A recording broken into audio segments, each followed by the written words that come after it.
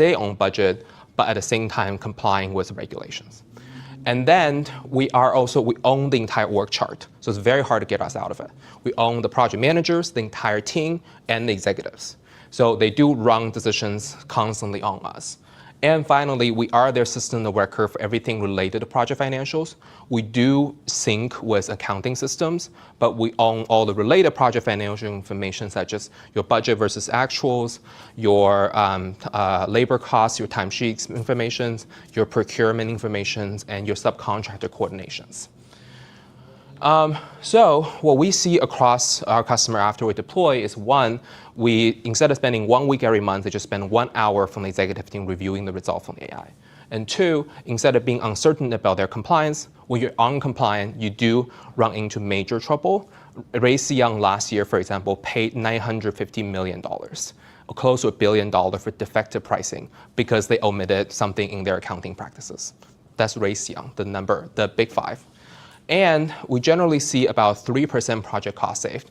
I'm also very happy to report that one of our customers told us we helped them save 9% on project costs on one project recently.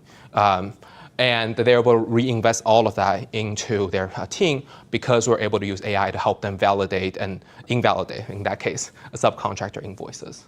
And most importantly, we hear from customers that are confident to go out and win more contracts and build more. We heard it from one of our advisors who was a former, actually Seattle-based Series A startup in water contamination, that when his company scaled up to 12 projects, he would wake up in the middle of the night thinking, shit, I forgot about one. Like literally nightmare playing his background. So we reached about 100K ARRs in the 9 months last year. And because we scale along with our customers, we are fast approaching 150K, where we think our existing customer will likely get to a 200K ARR by the end of this year. And then we have about 1.5 million pipeline. We are projected to reach about 1 million ARR in the next 12 months. We are working with major financiers of clean energy projects in Alberta. They oversee about $5 billion in total project costs, about 600 companies in that segment. And we've been in active talk with the QA. We have sponsorship from the district controller and their business development director. So we work with mid-market ambitious project owners and developers. When one of our we've been in multiple conversations with a major climate tech investors, and one of the things they ask us is, so this industry is very old, very traditional. How do you break into it? Well, what we say is that actually infrastructure has been changing. So the kind of customer we're now talking to, a lot of our lead ones are in nuclear fusions. We have one that's in space. They have a $33 million contract from the DoD to launch satellites. We're working with the latest leaders in carbon captures, in clean energies and renewable energies. So, and those ones are often even approved by the current administration because they are focused on industrial heat. And we do have a set of plans in terms of which areas target. We target not just US, but also Canada, which is a resource-based economy, and its government is heavily investing in nation-building projects. In addition to one of the other things we have been very lucky to see in the last 3 months is that because it's tax season, love it, because we own the project financial data, we can actually provide additional offering on top of the existing project compliance offering. So we have a partner in R&D tax credits, which we have a referral and agreement with. We have a line of credit, a partnership with Chase, which is often required when you take these projects on. We also have customers that have requested us to put on a procurement feature, forecasting features to help them with all the things related to project costs. So most of our customers last year, we started out usually average about 10K ARR per customer. Those are usually what we call emerging. They typically build about 4 to 5 million in total project sizes, this total contract sizes. So we think we can actually scale that up. Now we have seen some of them going up to 30K ARR. We think we can get that up to 50K. And then for a lot of mid-market customers, we can eventually reach 200K, which means, this is the most important thing, that we just need 500 to 1,000 customers for us to reach 100 million. And we got 10 last year was 2 people. So So I think we're comfortable about projecting that numbers up. And we're seeing this competition, the way I think about it is that it's a classic innovator's dilemma problem. So up top, there's one very famous one called Dell Tech in this category. It has a 1 billion in annual revenue a year, so that's kind of a decacorn category. They've been around since the 90s, and they're a specialized ERP built for major government contractors. They'll think like Raytheon, Lockheed, not Boeing, because everything about them is currently falling apart. And for most of the mid to small size companies, what you end up with is actually a fragment of tools. You usually work with a government contract or government loan specialty accounting firms. And then within the team, you have project manager that uses project budget sheets, and you have a bunch of point solutions that manage every aspect of your projects. So that includes, for example, DCAA compliant timesheet tool. It turns out once you slap a compliance on it, a timesheet tool you usually pay $5 a month, now start you have to pay $15 a month. And then you have tools for reconfiguring your accounting system. You have tools that help make sure that you're compliant on your procurements. So with Forge, we replaces all of that, was where you no longer need to hire all three of these, you just have to hire us, and we integrate with your accounting systems.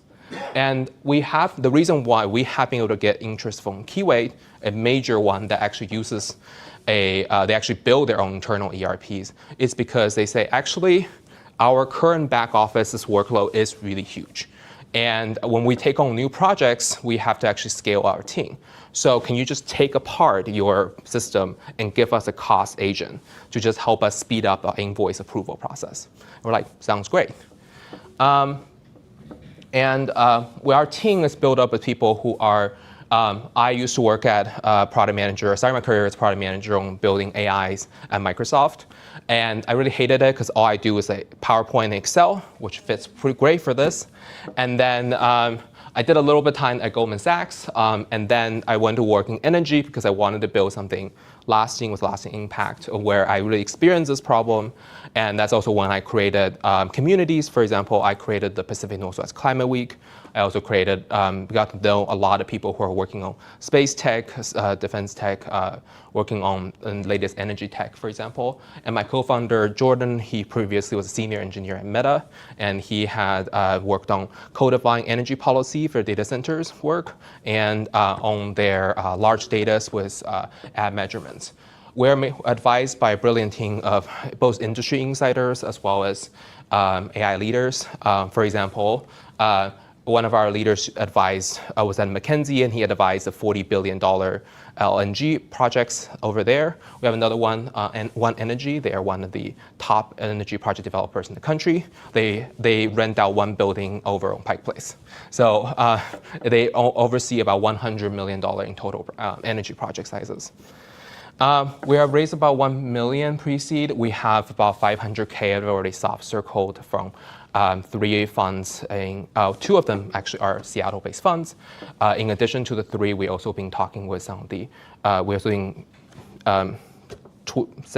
second or third conversation with 2 lead funds, including PSL locally. And we also have we also have another one that we're going to get our second call with Mayfield. So, any questions? It's impressive. You and one other person got those customers? Yeah. We have a bookkeeper that assists us on some of the monthly bookkeeping. You and the bookkeeper got the customers? Sorry? You and the bookkeeper got the customers? Well, I got the customers, and our bookkeeper help us with some of our miscellaneous tasks. When you launched, what channels did you launch to attract the customers, or were you just cold calling or cold emailing? Great question. So one of the things we kind of learned is that that when the compliance cycle is surging, meaning that when you just got a new project or a new phase of the projects going on, that's when you are rapidly needing a new person to come in to help you deal with the compliance here. And then, so for example, in a lot of cases, we started targeting from both federal ones. That was our initial ones. So if people would just search like SBIR accounting, DCAA accounting, looking for an accounting firm that specializes in those. And then what we did initially was just like, We had a website. We do know a lot of people in the industry. So for us, one of the things we did learn is that we do know a lot of people who have these government contracts and et cetera, but it was actually hard to switch them over to us because they're already working with some accounting firm somewhere. So it's hard to like rip them out of it. But if they're in that cycle where they just got a new one, a larger one, and they're looking for someone to come in to fill that, then that's a very easy decision for them to make because they're like, well, we're cheaper, we are more transparent with less errors, and it saves you more time across your team. The timesheet thing surprisingly works so well in that pitch. So then they usually can make a decision to sign within a month. The one thing we did also see is that credibility comes in because we sometimes when customers have a hard time signing, what we do is that we get one of our advisors on the call. So we have one, it's a company called Quega. They have like total, I think in their history of company, they have like 10, 20 million total project sizes. So he got so burned out. So sometimes I'll just be like, do you want to talk to him? Nice. Yeah, and then those people love that because they're like, wow, you experienced it all, you know what's going on. So then we're like, do you want to talk to him? And then he can usually help us close the sales for those stragglers. Yeah. Are you part of the Pacific Northwest Defense Coalition? Well, I'm not, but that would be great to learn more about. You should. I'm happy to talk to you about it. Yeah, for sure. We do, we have 3 defense customers, so I would love to. So it's what it sounds like. It's an association of companies that do work in the defense space, and there's a structure, and they help local companies get more defense work. For sure. Yeah, I think so. We typically work with 3 types of customers: is energy, transportation, and defense. Within defense, we have some that actually all of our defense customers are also energy ones. The one thing we do say that one of our disqualifier is that we don't work with weapon systems, and not because of any moral reasons, because usually those are on-prem. So we can't actually deploy our solutions to them. That kind of goes along with the previous pitch there as well. But what happens is that energy, transportation, and defense. So in transportation, in addition to Keyway, we have someone in a customer in our pipeline that is the Economic Development Corporation of a city in Texas, and they're building like a road, and they have a combination of federal funding and as well as a little bit of local government funding to support planning that road. So we do see those. I think for us, long term for us, we want to spend more time in energy and transportation to avoid policy uncertainty. Other questions?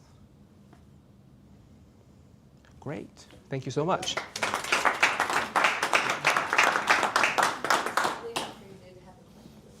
All right, I think one of our people that was gonna go next is Amy, from over here.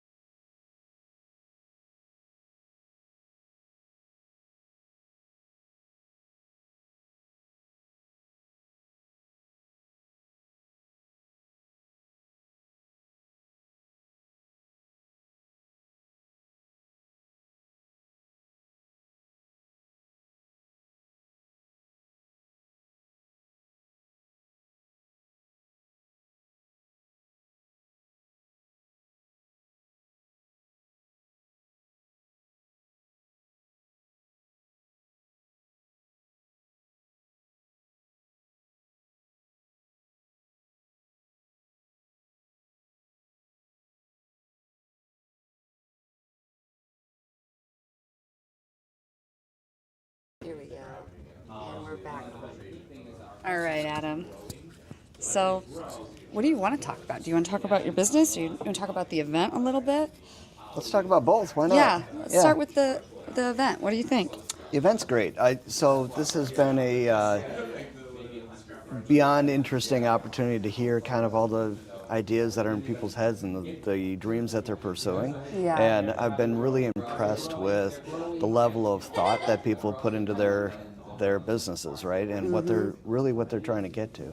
And so much of this is around kind of improving, the world. And it is great. Really is. Yeah, they've all had like a real mission-driven kind of focus, and it's just really been an inspiring event. Yeah. What are some of the ideas that stand out into your head that were mission driven?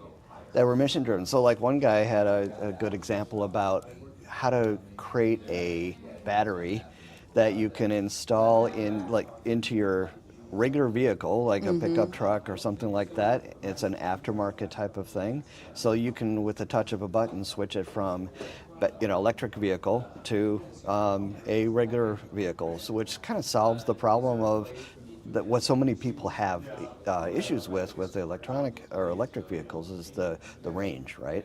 So this thing will give you, I think he said, about 30 miles to maybe 50 miles in range, but you can switch it right back over to your regular vehicle, and when you need extra power and things like that. And the whole concept was to improve the planet and try to, kind of build more capability so that people will have a solution to that problem. Yeah. And I was like, brilliant. Because we have to take care of that blue dot, right? Yeah, that's right. The blue dot, the big, blue dot we all live on. Yeah. It's, Isn't that what the business name was? and his name was Blue Dot, right? Yeah. Yep. The name Take of his care of the company. blue dot out there Yeah, in that the was cool. sky. So that was an inspiring one. There's been a lot of inspiring ones just like that. Now I had a long conversation this morning with a gal that is former head of pediatrics and a lot of different. Yeah, Wando. Is Wando. she going to pitch here soon? She's going to pitch next, yeah. Yes, And okay. she was, and her vision is really around new mothers and new parents Yes, that that's need why support. she resonated with me. That's why I Yeah. was like, you got to talk to Adam. All of us have had that experience, and what was really interesting is she's got two different businesses she's really focused on, but this one in particular was to really provide this kind of support that all new parents need All new about parents. just silly stuff like hey, I'm not sure how to do the breastfeeding, or I'm having a problem with, or I'm looking at the child's poop and it's purple. Like, what's going on there, right? Right. And so to have a place that you can call and have that kind of advice, and so kind of a telehealth type of hybrid type of thing. But the next piece to that too is the next step of, like, if you need somebody to come into your home. Fully vetted, that you know's going to be able to help you and you can trust, right? To come in and actually, provide supportive services during the time that you're going through this time period. Brilliant. Like, it's so needed, and So I know needed. I was a good example of. I haven't lived near a family member. Me neither.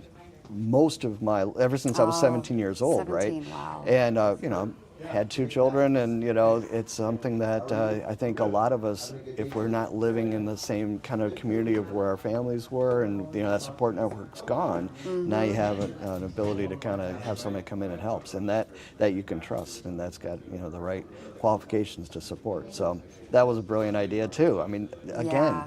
Just finding the need and that little niche of what people kind of need and when they need it, and being able to provide that. Absolutely, yeah. I'm looking forward to hearing from Wando here next. Yeah. But before they're still, wheeling deals there in the back. So before we get started with that, Yeah. do you want to tell us a little bit more about what brings you here and what exactly you do? Yeah, so I'm the CEO of Alignment Advantage Group, and I started my business really to help. My mission for my organization is to help make the world a better place to work, because it's really a win-win solution in my world. Like, I can relate and can want to support all of those people that are trying to, enjoy the work process and to feel good about the stuff that they do and feel like they work in a good place, and that they feel like they're part of something bigger than themselves, and to come home at night and have the good stories to tell about, hey, what happened at work today, this was great. This is what the company did for us, as a family, and help better support them and their their ability to support their families, right? And you need a good workplace in order to be able to create that. So a big focus on culture is one of the things we do. I've, a former Fortune 500 VP of operations for the last 30, 40 years, and have built kind of a systematic approach to how to build culture in organizations to move from kind of like, normal good performance to top quartile performance, and it always comes down to people. It's that ability to kind of move past the what you have to do to get the paycheck to discretionary effort and giving that because you believe in what it is you're doing, you know your role and how that's contributing to the overall objectives, and aligning the organization across all of the different departments so that everybody's working towards the same objectives and building towards that same culture together. Yeah. Because it's, at the end of the day, it does take a village. It takes everybody in an organization to do their part and to give that level of effort to achieve those great results that everybody's looking for. And it's a communal approach to this thing. No one person is going to do it, right? It always comes down to the people and having that connection with what it is that the company's trying to achieve.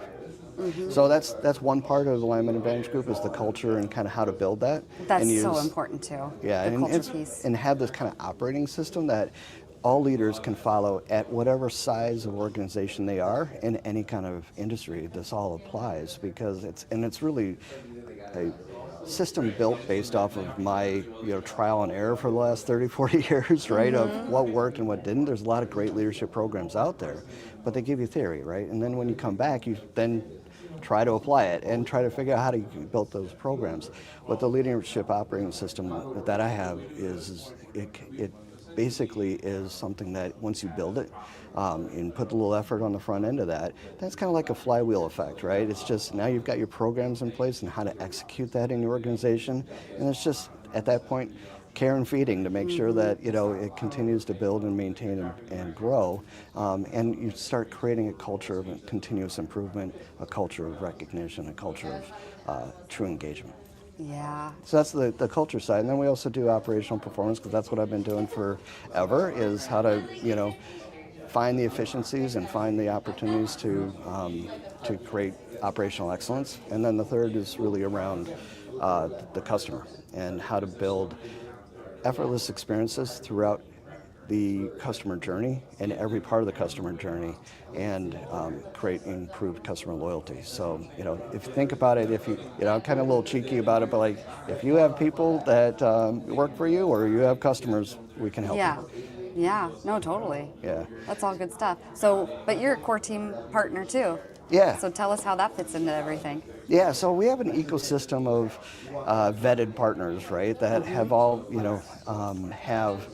I kind of liked the term that one of the guys used yesterday was, these are the goats of each of the different pieces you need. The greatest of all times, people that are really have former success in their careers in this particular area that they're representing to better support entrepreneurs and small businesses, and it can go up to Fortune 500 businesses, it doesn't matter, but these are the people that are really the best in the business that can help support you to be successful as a startup, as a founder, and as a small business. And so in all the different departments, I'll use you as an example, Marketing. right? We got marketing with Yeah. you, right? You've got me with operations and employee engagement culture and how to build customer service. We got another guy that does, Google searching and how to build how to get into the top search engine placements. You've got other people that are doing financing and that can do that know how to create a way that you can fund your business without breaking your bank, right? And that's such an important piece of this. Yeah. And all of this is to it's just a whole ecosystem of people that can help support and help build their businesses. Yeah, such good stuff. Yeah. What would you wrap up with? I mean, on the Core Team Partners page, to tell anyone who's watching, like, maybe they should come to this next time. What should Yeah. they do? Like, Well, I think it doesn't have to be a wait until next time. Yeah. I think from my perspective, any one of us that are part of this ecosystem can help get you involved. Even if you weren't here at this event, I think, by the way, I would highly recommend coming to the next event.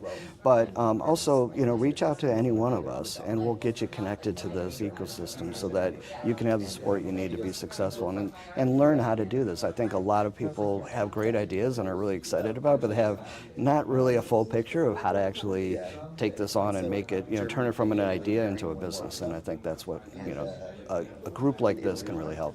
Yeah, definitely. Well, thanks for letting me live stream you. Yeah, absolutely. Who should I live stream next? I don't know. Well, have you done any of these other guys? Not Nick yet. He looks a little busy. Nick's good. Hey, Nick, you ready to come talk to the live stream? Yeah, next. Yeah, we're ready. We're ready. You're come up. on out. Come on over.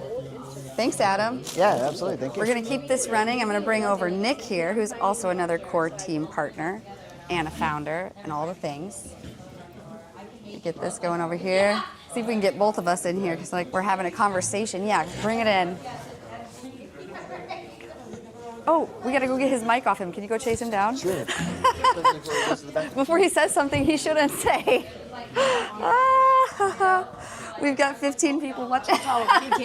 He's back. I went around the corner. I'm like going. Nick, he's back.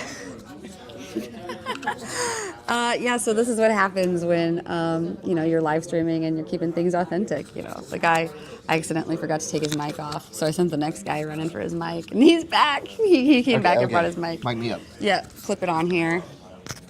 There you go. All right. Fantastic. So let me make sure we get us both here. There we go. So, okay, first of all, let's start off with the event a little bit Yeah. and some of the pitches. Yeah. What have been some of your favorite pitches so far? Ooh, I think the reusable. I think it's Blue Dot. That's exactly what Adam and I were talking about too. know, I just he really got that down, didn't he? It stuck out with me because one, I'm kind of big on eco-friendly, and I've always been a part of liking that kind of renewable resource initiatives, and I think he's unlocked a way to kind of make your own hybrid, which I think was pretty interesting. I hadn't seen a bolt-on experience for something like that. That can add value to both electric and cater to gas, because there's obviously a discrepancy. Some people who are petroleum-based users Right. are on the edge. They're on the fringe of actually using electric, whether they've experienced it or not. There can be negative connotations, and I think he does a good job of bridging the gap and bringing those together. So Yeah, definitely. So there was him, and that was Blue Dot, right? Yep. And then what are some other ones? Tell us about some of the other pitches. Yeah, that some stick other out ones to that you. really stuck out to me. I think that, let's see here, I would say there were a lot of leadership kind of methodology frameworks that I think are really good, foundational. Those, you're not really selling a product, you're more or less selling best practices or experience that can, it's hard to put dollars behind it because it's not a product, but in the long run, running a business that is run efficiently, thinking about how to structure the organization, how to find efficiencies in there, how to find mistakes and fix them, I think is actually more valuable than single products. Because it can be costly to make some mistakes along the way in the business world. Yeah. But I think, having a strong foundation can save time, money, expertise, Definitely. process. Like, there's a lot that can be said with some of that. So there were a lot of presentations that were, how to structure a business or how to kind of scale or move to the next level. And I think those are very helpful. For founders, because that's one of the things that we're all struggle with, but some of us are alone when making those decisions. Yeah. And it's nice to know that you're making the right path, you know, taking down the right path and the right decision. So those really also kind of helped me because I'm at that stage right now where I'm building my current brand. Tell us about it. And so for Garage Snaps, is something that we're trying to launch in the next couple of months. And that's the brand I'm trying to personally build. And Which is so cool. Yeah. It's literally like a big giant magnet you can stick on a garage door. Right. And it's going to fold with the garage door. Correct, yeah. It just snaps together, kind of like a puzzle. And so our targets are like, you know, if you're a homeowner, if you have a garage, you know, you can decorate for you the can holidays. decorate for the holiday. It's the largest canvas in your entire front yard, your facade, right? So we see a lot of people putting Christmas lights up or, you know, those blow-up decorations. Well, this kind of complements that. So we take the garage and use that as a blank canvas. And then you could put a snowman or a Christmas tree or, you know, Nice. anything during any holiday you'd like. That's the kind of the consumer side of it. So what really made me take this business off and push it forward is I have a Halloween cutie kitty. We call her Cutie Kitty because she's super cute, and we put it on with my kids and I. We put it on the garage door front, and you know I just drove in and parked in front of it, and Cutie Kitty and I are staring each other in the face, and I'm thinking this thing is so cute. Like I have to do this. I have to launch this because more and more people need to have this feeling of coming home and just like Seeing the being Cutie Kitty. welcomed by Cutie Kitty, and it just kind of hits all the vibes, like it hits so all cute. the fun. Yeah. So we're doing it for every holiday, Christmas and Halloween and Valentine's Day, Memorial Day.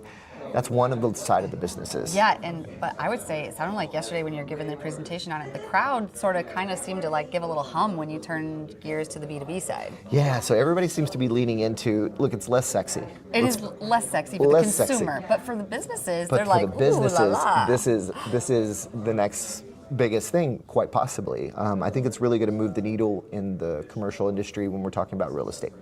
So, in addition to, you know, fun characters, we're also doing business-oriented, where you can actually sell your house and put a house for sale right on the garage as like a really big billboard, where you know, look at me, we're doing an open house this weekend.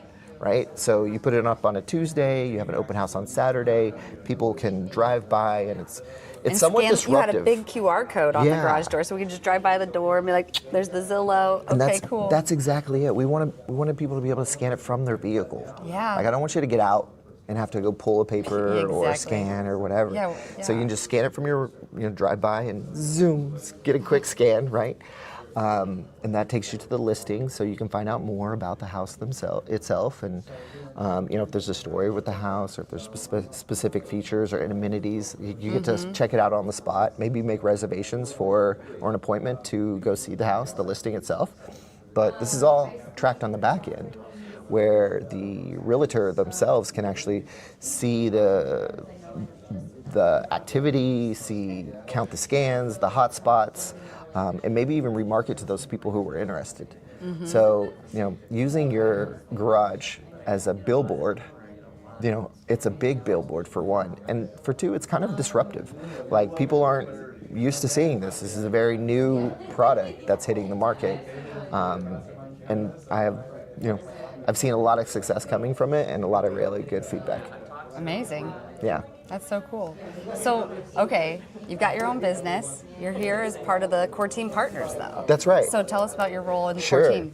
So obviously there's the business that I'm working on Yeah. the side, but my day-to-day is I work for IceWeb. Yes. And a little bit about IceWeb, not yet a household name, but they are It's so cool, though. very cool because they have some technologies that are literally unheard of.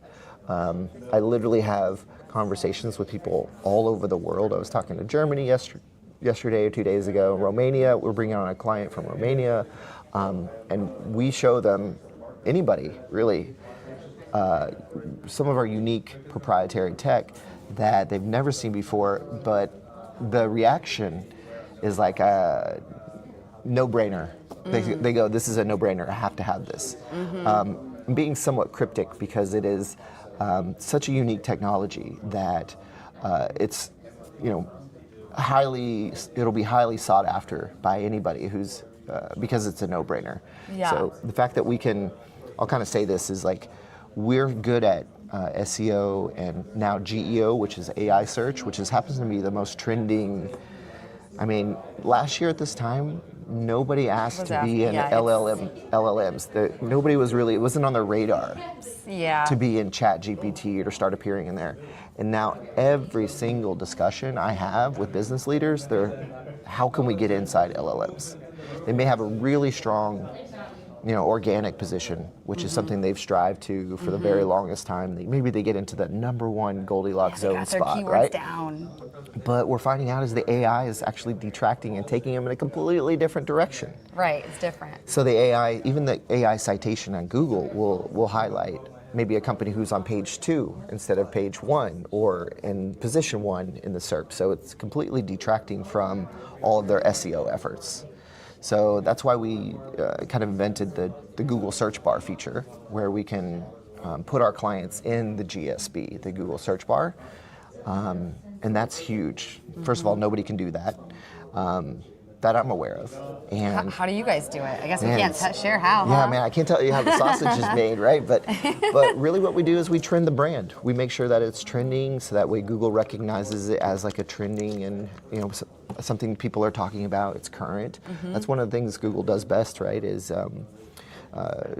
what's important to the community right now. So we make sure it is important, so that way it's flagged whenever. I don't know if flag's the right word, but like it's brought up to their as that #1 suggestion in the Google search bar. Yeah. So that way they're found first. It's kind of like the easy button. I like to call it the easy button. For sure. So the easy button will help them get to the very front of the line, even if you're on page 2. Because what's that joke? I love this joke. It's like, where's the best place to bury a dead body? And it's page 2 of Google. Because nobody goes to page 2 of Google. So that's, I love that joke. It's not a Nick original, but I've seen it out there. So that's why we want to put everybody to the front of the line. And what's fun about IceWeb is, we're actually a global company headquartered here in the United States, but we outrank some of the biggest, like Dick's Sporting Goods, Amazon. We outrank them on specific keywords every time in the organic channel. Yeah, it's pretty cool. One of my customers came up and said, hey, my dream keyword to be #1 in the Google SERP is yellow golf balls. And so if you type in yellow golf balls, our client will come up like #1 in the organic space, but above Callaway and above Dick's Sporting Goods. And it's a little golf ball shop that sells used golf balls. Lost Golf Balls is the name of the company.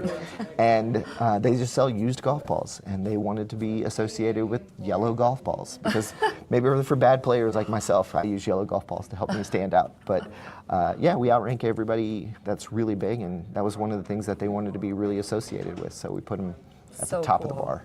Yep. So cool. Yeah, and IceWeb, is IceWeb considered a core team partner? Because IceWeb is absolutely a core team partner. Yeah, I would imagine so. When core team partner kind of incubates a company, or if they're early stages of maturity, typically they need a good foundational SEO or technical SEO or just need brand awareness that they're launching. So that's when core team partners will bring on IceWeb to help kind of steer and drive that online presence, so that way they are found and seen. Because one of the things that we had talked about was, if you can be where people are looking for your products and services, call it online or Google, and when people are looking for those products and services and meet them at that moment, that's where any advertiser really wants to be. And that's what we do. We put our customers at that moment, that when and where. Wow. Yeah. So cool. We were talking about maybe traditional advertising like TV or radio, and that's very great for brand awareness or top of mind, but it's not in the moment. It's not the moment they're looking for, a roofing repair or, an attorney or a dentist, right? They go immediately to online, and they may have think about that radio advertisement 2 days ago, but the reality is they're going to either look you up by that brand name or go directly to start their own research, and that's actually where we want to meet them in that moment. Awesome. Yeah. So I think we're getting started now. We're looking forward to hearing from Wando. Have you heard of Wando? Yeah, not She's yet. got the doula app. Right? Oh, Have I'm you very heard of that? excited to Yeah, hear- I know, me too. Cool. Yeah. Yeah, so- definitely. We can get that going. Yeah, we got to get that going. But I mean, I guess we're still live here right now, and I'm going to keep it live until they Keep it start going. Yeah, sure. But anything else you would add to the crowd on any of this? Or like, they don't have to wait till the next summit, right? They could work with Core Team Now. Core Team Now, Or like, you know, yeah. anyone listening who's looking for funding, like what would you tell all those people? Yeah, look, I think Garage Snaps is a really great example because it's something I've been working on personally for the last couple of years, but I'm alone, to be honest with you. And I think that's one of the most scariest things for someone with a good idea. Maybe not even an entrepreneur just yet, but it's just an idea. And then when you've crossed it over to take it into production or to move it forward or advance that idea, that's when you kind of cross into the entrepreneur realm or a founder realm. So these are untested waters for a lot of us. It's our first rodeo. I'm from Texas, so we say it's our first rodeo doing something like this, and it's comforting to have help, guidance, guardrails, best practices. These are things that you get Yeah. from an ecosystem of partners that you're not alone, and you know. Yeah, it can be lonely being It an can be entrepreneur. super lonely being an Yeah, like, oh entrepreneur. my gosh, should I make this decision? I have no one to talk about it with. You're Okay. the one making these decisions Yeah. and repercussions or rewards that come with them. So, you know, where do I invest, or how do I do the X, Y, and Z? And I'm a big believer of groupthink in ideation phase, and kind of groupthink and developing a product is extremely helpful because you can see a lot of different, you know, vantage points, views, culture fits. You get ideas that you've never thought of before, and then, you know, as a founder, you run with them or choose not to. But it definitely opens your eyes, and it's a good feeling not to be alone when you're making. It's good to bounce these ideas or decisions off of other like-minded professionals who are there to support you. They want you to win, right? They want you to do well, and then continue to work with them with your next project. Yeah, Yeah, they do. Yeah, and I think that's Totally. the benefit that they get out of it. Not just like we love helping scaling businesses, but you know, let's make this one successful and then move on to your next idea. Because obviously, as a founder, you have ideas. You see things in different ways than other people do, and you develop a product to accommodate. Well, we got a comment, so I'm like, I'm gonna pull this up here and see. Sure. Like, what are people saying? Oh, we just got a hi. Oh, and someone asked if we're just gonna ban that user. Yeah, some good stuff. Thank you, live stream. Who's tuning in here? I see there are numbers. There's 3 of you on YouTube, 10 of you on LinkedIn. Got a couple of you on Instagram. If you're here, leave a comment. Let Nick and I know what's up. Yeah. Because we're just chatting. We're here in Seattle. We're going to be talking about, and you know what? Can I put you on camera, Shauna? No? Okay, so we have another person here at the table with us. Let's just keep things. Here, can we back this up and like get all 3 of us? Can you scooch in, Shauna, and then you scooch in too? We can move this chair now.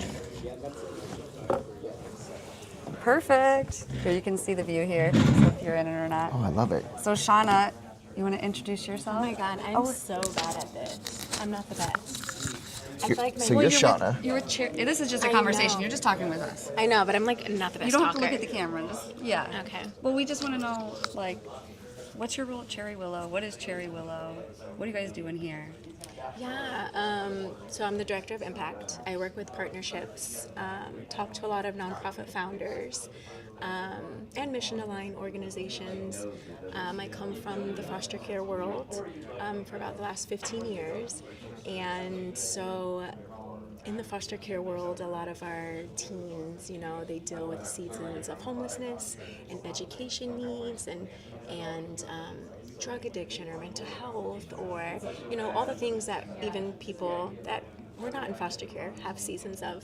And so at Cherry Willow, our mission is homelessness, but we are able to partner with all the different missions that we are all, you know, very passionate about, no matter what season you may fall into.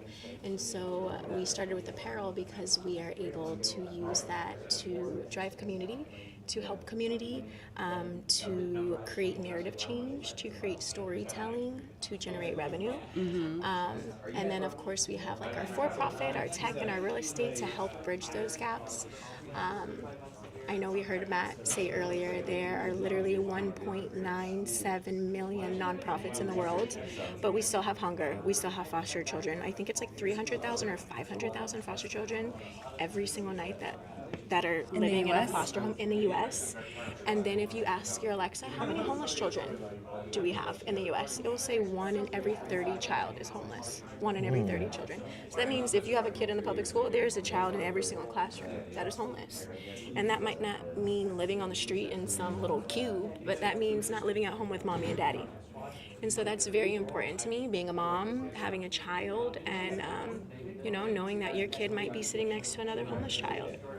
And then it's not just homelessness, it's like knowing that having a roof over your head might be something that someone is dealing with, but there's so much more to that. There's so much more need to not just having a roof over your head, and needing support, and needing mentorship, and needing guidance, and just having motivation from the next person next to you. Community is literally the subject to that. And like I said, it doesn't matter who you are, where you come from, what you look like, what color you are, any of it. We all have seasons of need. And community is so important, and it's like, I love that. It's so funny to come from the nonprofit world, be in the nonprofit world, and now I'm like in apparel. But it's like, we all wear clothes anyways, so why not purchase socially conscious apparel that is going to not only be on your body, and you get to talk about what you're passionate about, and show what you're passionate about, and wear what you're passionate about, and let the world know as you're walking, like, I'm passionate about foster care, or I'm passionate about mental health or incarceration or whatever it is, but you're able to wear that apparel, but know that a piece of that money that went to that apparel that you're going to purchase anyways is going to whatever nonprofit that you're passionate about. So I know we heard Matt also say, like, a lot of people want to help, but it's like they don't know how. And that's just a perfect example. You're going to go buy apparel anyways, go buy apparel that is going to do something for somebody else. And it's it's B2B apparel too, so if there's businesses listening, like you can get shirts for the trade show you're going to next. Every business needs apparel. You're having events, you're having initiatives, your family, you're showing up to soccer games, you're showing up to whatever. Every business needs apparel. It has your mission on it. It has your logo on it. It has your brand on it. You literally are allowing, walking advertisement. So I think it's just very important, no matter what we're talking about. Apparel is it. So it's really fun.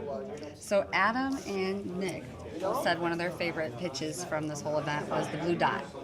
I know, and I can't cheat because I've been sitting here and I can't be like, oh, blue dot too, because it's like everybody's saying the same thing. I think my favorite, and it's not just the name, it's like the look, it's like the brand, and especially like Gen Z, millennials, the young ones, and then having a teenage daughter. Don't bother applying. Don't bother applying. Shu Cho. Yeah. Where's he at? I think the name alone, like, don't bother applying, it automatically gets you, because we all already are like, triggered by like applying for jobs. Yeah, like we already know the experience. We've all lived that life. And it doesn't matter how old you are. I mean, a child might not really relate to it, but they know that is a very hard thing to do. And I just like the model of it, the way he's approaching it, his revenue, how he's going to make revenue off of it. It's a freemium model, but I think that was my favorite one. Yeah, that was a good one. For them to be able to differentiate the way of an internal hire, because that is something that I think I hate to run up against, is something that I'm excited about. But I know they already, like the business already has planned to hire internally, but they have to post that job. So it's really just kind of just wasted effort to apply for it, because they already kind of know internally who they're going to want for that role. Right. So if we take that out and not visible to the general population, then I think that would just save a lot of friction and heartache, if you will. Yeah. Right. I know they have to mandatorily put that listing out there for X amount of days to satisfy some metric, but I think taking that away would be less confusion for all of us. Right. Yeah. Right. Well, I think we're getting ready with Wanda's. Cool. Can I grab your mic? I'm going to go clip it on her. All right, guys. Thanks for chatting with us. Yeah. on. All right. I don't know how to do this thing. How do we connect to the thing I'm doing here? To this, I'm going to connect you on here. She's going to connect you to the live stream process. And this guy is Apple. Yeah. All right, so for this, you're just going to come up here, click this guy, your screen mirroring, pick that dude. Oops, Listen, thanks for spinning the camera. And then the code is going to show up 2422. Where did it show? Oh, up there. Okay. And now, you, oh, it's going to tell you right here to start here. There we go. And now you Nice. just need to put that full screen. There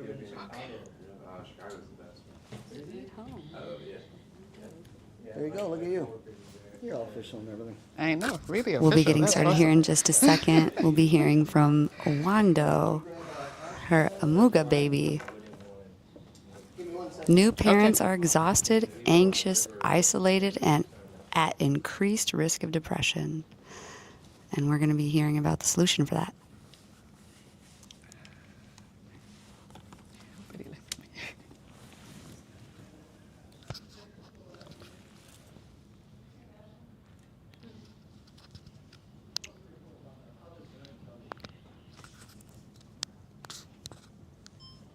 Tell you what, I'll just do it.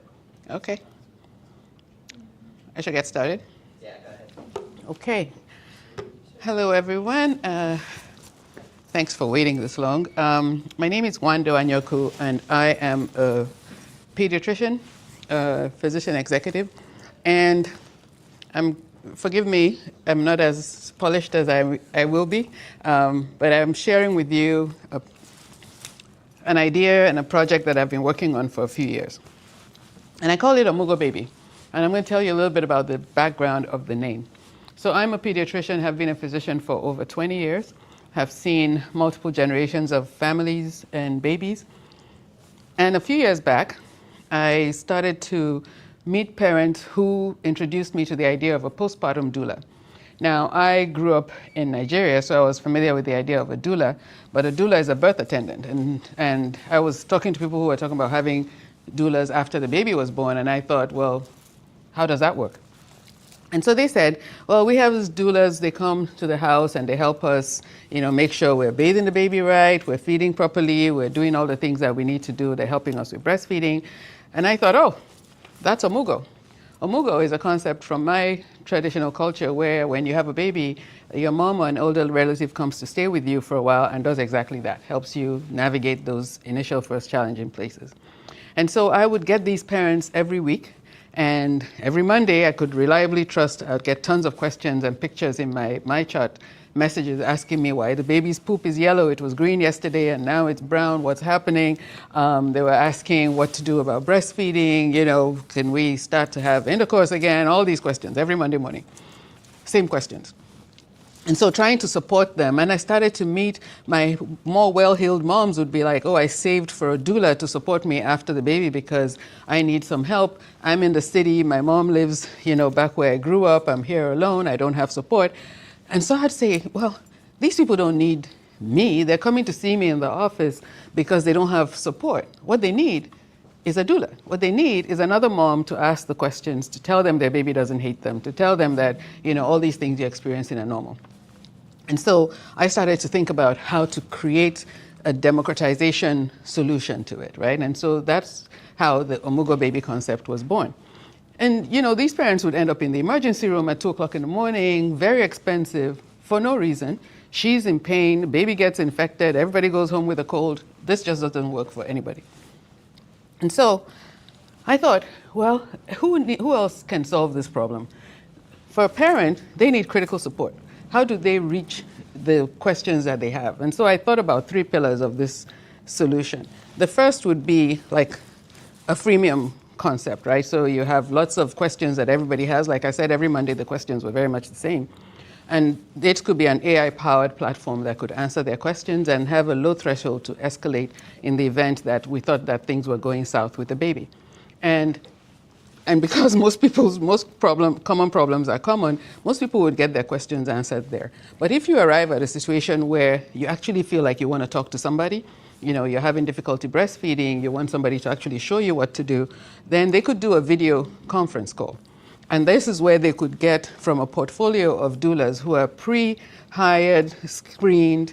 You make sure that they know what they're talking about, they're effectively onboarded, so they're not giving the wrong information. And you could see as a parent on the app, on this solution, what are the characteristics of the doula. So if you wanted somebody who was younger, someone who was closer to your age, more related, whatever you wanted, these days you can see that when you try to hire a trainer. You can get one online with different characteristics. So they would pick a doula, and they could have a call on demand, do a video call. Insurance doesn't pay for this, so this would be a cash-based solution. They would have a video call, and they could either set up ongoing relationships with that particular doula, or they could just use that as a one-time solution. So that was the second pillar that I had in mind. And the third pillar, which at this point I figure will probably be a phase 2 of this, is where it was geographically related. So if you had in this geography a curated network of doulas, you could actually dial up one to come to your house, like an Uber service for doulas where you are. So I thought, these are all different ways that a doula can help. They can help you with breastfeeding. They can help you with, they can screen for postpartum depression. They can flag when things seem to be going wrong. They can help you, figure out if you're eating healthy and what other kinds of support that your family could need. This could also be a solution for dads, because I got a lot of dads who would call me and be like, I don't know what to do. She's crying, and I've been trying everything, and nothing is working. What should I do? They don't need to talk to me. They need to talk to a doula. They need to talk to somebody who can tell him, this is how you can support your spouse. This double-sided marketplace is also a resource for doulas, because they're out here trying to take their product to market. They're, most of them are moms themselves. They're also trying to manage young families. And this would be a great resource for them to be able to apply their craft virtually from anywhere in different time zones. And so, but I could get them screened and validated. They could be part of a network, and they'll have the support of a subject matter expert in this area. So, who would this service be useful to? Like I said, parents, clearly, doulas, definitely, but who else? Who has a challenge with people who have newborns that cannot focus at work? Employers. You're coming to work, you've had a night where you couldn't sleep, baby would refuse to close their eyes, and you're stressed out. And you've left your baby somewhere, with a daycare center, and you are just at work, but you're not actually at work. It's, employer language, they call it presenteeism. You're not technically absent, you're just there, but only in body. But having somebody who can help you, who can be a resource to help you to bring down that stress, to navigate that, will be a great benefit for you, but also for your employer, because now you can be at work and be fully present and be more engaged. So I talked to a lot of employer benefits specialists who thought this would be a great benefit to offer to their employees. They're like, hey, it's a great marketing tool for your organization because it shows that you care about the people that work for you.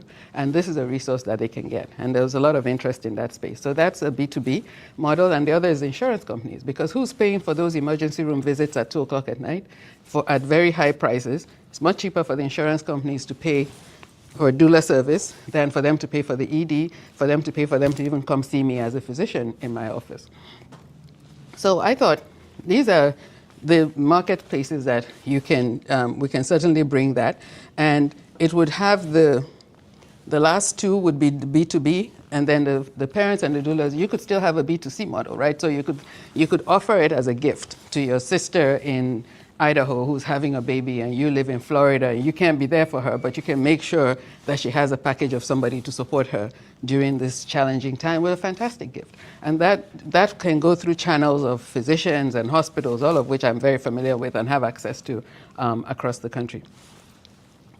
What does this market look like? It's a whole bunch of babies being born every day in the US. And I thought if we even limited it to the top 10 biggest cities, That's where the need is greatest because people tend to move to those cities for work and they've left their families wherever they grew up. And so you might be in Chicago, but your mom is in Memphis. And you've now had a baby and there's no one to support you. You don't have a church community or you're starting to build that. And even if you did, you just had a baby, you're not in the mood to see anybody that you didn't know prior to that, right? So how do you think about this? So honestly, the market size, the TAM is pretty large.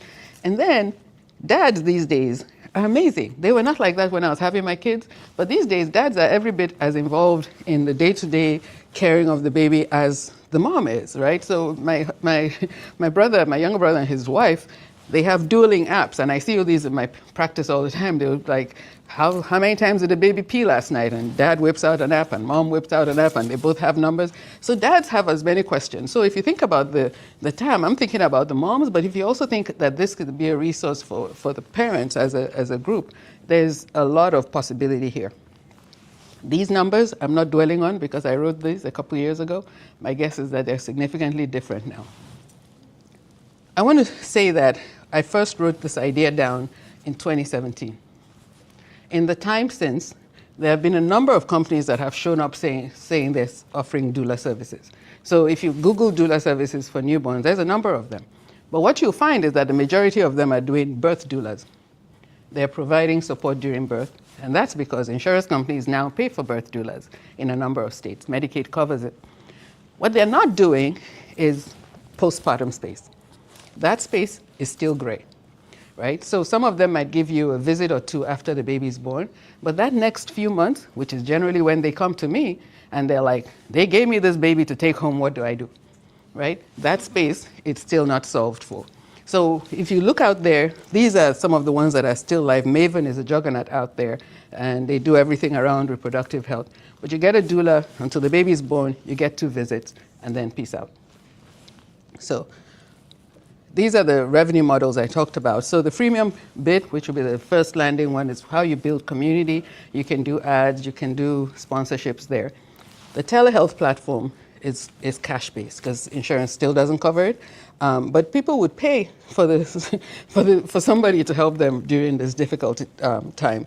But the beauty of it really, which for some reason is missing here, is that the B2B, where the licensing to insurance companies and to employers, okay, that's what I was looking for, and to third-party payers, that can actually give you a really big slice of revenue. And that's the area that I really want to double-click on, because I feel like that's how you keep this machine going.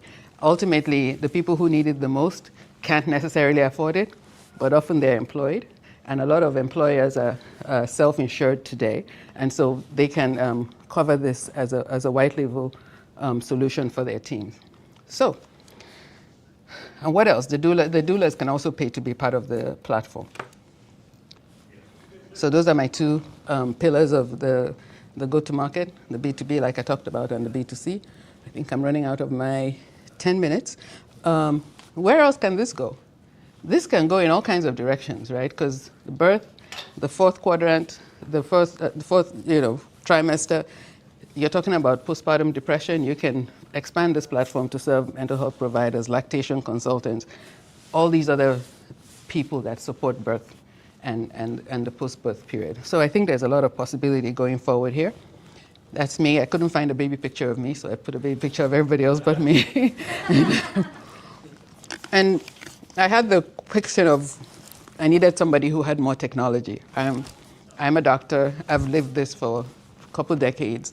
But building the platform, building the support is a space that I need help with. I have an advisory board of people that have worked with me over the years, really validating this. I've done over 300 hours of interviews with parents, looking at features that they'd be interested in to do that. So what do I need? Somebody who has experience and who knows technology and who can bring the pieces together to help me build this product and funds to build and move the project. So I will pause and see if anyone has questions for me. I'll just say that having personally used a night doula for our 2nd kid, I don't know how we would have survived without her. As soon as we got home, it was just, with 2 working parents and energetic older child, sleep is not something you get and you lose your mind after about a week. So I think this is a fantastic idea, and from personal experience, like fully support it. It's great. Thank you. When you first started talking, I was anticipating wrongly that you were talking about creating some sort of AI doula agent. I had recently was working with a person who's creating an app called Ask Grandma, and it's to gather wisdom from the Navajo Nation to support parents with young children who are going through speech therapy. So I just wondered, had you thought about an agentic element to support parents? Yes. Thank you for that. The first landing part of this, the freemium, is AI powered. Okay. Is agentic, because the question, they're going to need somebody who can ask and keep driving that way. So yes, absolutely. And then the next elevation is when you need a human, because apparently AI is going to take over everything. But I haven't figured out how to get an agent to teach people to breastfeed. So that's the place where you then do a call. Okay. Thank you for that. Yeah. The question is around connecting both the, I guess, like the new parents and the doula. Is that like seeing who's online, or do you schedule something, or what is that process of connecting them both? Yes. work? So thank you. I would put the doulas would be online. They'd sort of make themselves available as they are. And so as a parent, you're like, okay, I need to talk to somebody now, right? So you go on and see who's available, right? If you need an in-the-moment consult. If you've had that in-the-moment consult and you've built a relationship with that doula, you can then schedule time with them, right? So you can do a longitudinal relationship, or you can do like an as-needed call. Yeah. Yeah. I'm going to ask the same question I asked him about qualification verification, if that's something that is necessary. I know that there's no like federal licensing for doulas, but I actually don't know anything about like state licensing or if those are requirements and that sort of thing. It changes from state to state. There is a requirement that they get, I don't know, the word is not really certified. They get, they get training and they're documented. You can't just wake up and declare yourself a doula. You actually have to have some steps that you present to the state that approves it. Now, that changes from state to state, so I don't even know what is the one thing. But what I decided to do in doing that is that they would have their training, they would come with their training, but I would be very rigorous in my onboarding, because it's important to me that they're giving valid information. Because sometimes some of the things I see, people tell me their doula told them, freaks me out. So the onboarding, I think I'm owning that piece. So they come with the training that tells them this is what you do in going into people's houses. I get them screened, because you're introducing a different variable into people's homes. So you're going to make sure that their background is safe. But the onboarding of making sure that I'm giving accurate information, that's going to be owned by the platform. I actually got a follow-up on the telehealth side of things. I love this idea across the board. I think that it would be entirely possible for this to be something that would be covered by insurance. Do you have somebody on the advisory board who has experience with trying to deal with insurance companies about how you end up getting set up to do reimbursement for those sorts of things once approved, and that it's not such a nightmare? So I've talked to Primera and a couple of the Blues across the country, and they've indicated interest. They really talked more about the white label approach, where it comes as an offering for their covered lives, as opposed to paying for it, because getting any of these things paid as a visit is really challenging. And only in the last 2 years, when I started this conversation, nobody was paying for any kind of doulas. In the last 2 years, with post the pandemic and people recognizing that you needed that better connection to improve pregnancy and birth outcomes, especially for underrepresented minorities, where Black women have 5 times worse birth outcomes than their Caucasian counterparts, insurance companies and states started approving payments for doula visits. But they pay for the birth doula. They don't tend to pay for the post-birth season. Some states pay maybe 2 visits in the year, but for the most part, they pay for the birth part. And so insurance companies, trying to get them to cover that is a whole other bucket of fish. So in the conversation I've been having, they're talking about white labeling this and licensing it so that they offer it under their umbrella for their product.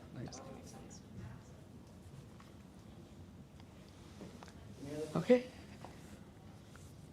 All right, nice Thank you for your time.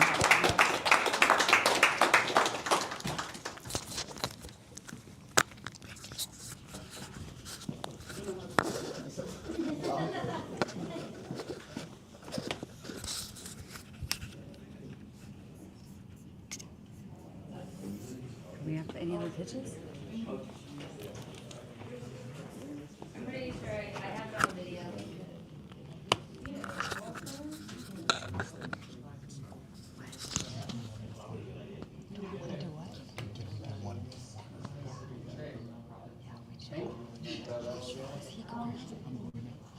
You want me to turn the live stream off? I'm fit mode. You're stealth mode, okay. All right, I'll Is that cool? I'm sorry. It's totally cool.